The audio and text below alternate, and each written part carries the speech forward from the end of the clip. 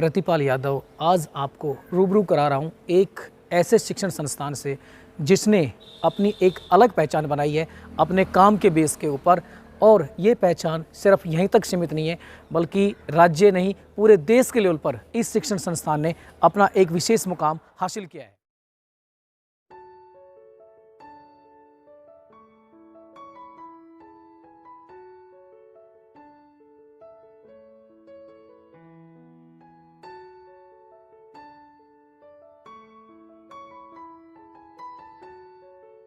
सूरज शिक्षा के क्षेत्र में एक ऐसा वृक्ष है जिसकी शाखाएं आसपास के क्षेत्र के अलावा दूर दराज के जो क्षेत्र हैं उन क्षेत्रों के बच्चों को भी लाभान्वित कर रही है, लोगों को लाभान्वित कर रही है। और ग्रामीण परिवेश के बच्चों के साथ साथ शहरी परिवेश के जो बच्चे हैं जो दूर दराज में रहते हैं उन सभी को एक बेहतरीन शिक्षण व्यवस्था उपलब्ध करवा रही है।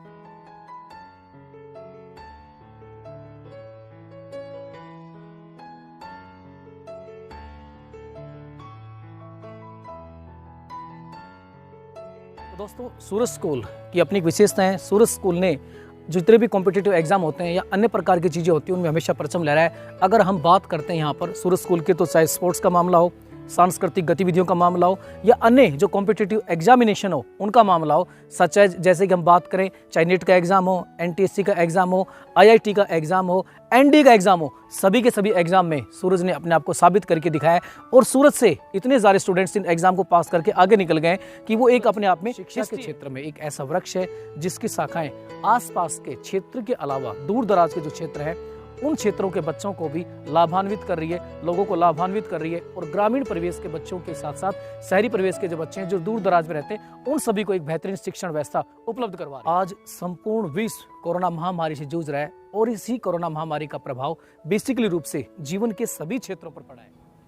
इन विषम परिस्थितियों के अंदर उपयोगी रोजमर्रा की जो उपयोगी चीज़ें होती हैं उनके दाम लगातार बढ़ते जा रहे हैं, जिसका प्रभाव व्यक्ति के जीवन पर पड़ रहा है। क्योंकि हम रोज़मर्रा की चीज़ों हमारे डेली लाइफ से जुड़ी होती हैं जिनके प्राइस बढ़ने से हमारी जो अर्थव्यवस्था है उस पर प्रभाव पड़ता है और एक व्यक्ति की जो पर्सनल अर्थव्यवस्था है उस पर भी बहुत अधिक इम्पैक्ट। और इस विषम स्थिति में भी सूरज शिक्षण संस्थान अपनी फीस में किसी प्रकार की बढ़ोतरी नहीं कर रहा है और वो जो अभिभावक हैं उनको देखकर एक फ़ीस का बैलेंस बनाए रखा हुआ है ताकि जो पेरेंट्स हैं उनको किसी प्रकार की परेशानी न हो। और जो शिक्षा रूपी जड़ है उसको मजबूत करने का काम शिक्षण संस्थान कर रहा है। अगर हम बात करें तो अनेक शिक्षण संस्थानों की हम खबरें सुन रहे हैं जो फीस में वृद्धि को लेकर आ रही है कि वो फीस में बढ़ोतरी कर रहे हैं। और ये बढ़ोतरी कभी परिवहन के नाम पर कर रहे हैं, कभी पुस्तकों के नाम पर कर रहे हैं, कभी यूनिफॉर्म के नाम पर कर रहे हैं। लेकिन इस संस्थान में बिल्कुल वैसा नहीं है। एक बार जो कमिटमेंट कर दिया जाता है फीस को लेकर वो पूरे सेशन तक बना रहता है। और जहाँ तक बस किराए की बात करते हैं तो बस किराए डीजल पेट्रोल चाहे बढ़ जाए लेकिन शिक्षण संस्थान में प्रारंभ में जो किराया बताया जाता है वही किराया सेशन के एंड तक परंतु हम बात करते हैं सूरज शिक्षण संस्थान की। सूरज शिक्षण संस्थान लोगों की व इलाके की आर्थिक स्थिति को ध्यान में रखते हुए फीस का निर्धारण दौर चल रहा है। और इस एडमिशन के दौर के अंदर जो अभिभावकगण हैं वो अपने बच्चों को उत्तम शिक्षा दिलाना चाहते हैं। ऐसी स्थिति के अंदर जो अभिभावकगण हैं वो असमंजस की स्थिति में है कि वो किस शिक्षण संस्थान को चुने ताकि उनके बच्चों का सर्वांगीण विकास वहाँ पर। तो ऐसी स्थिति में आपके पास एक ऑप्शन है कि आप सूरज शिक्षण संस्थान की एक बार विजिट करें और जो भी सुविधाएं या फैसिलिटीज़ को लेकर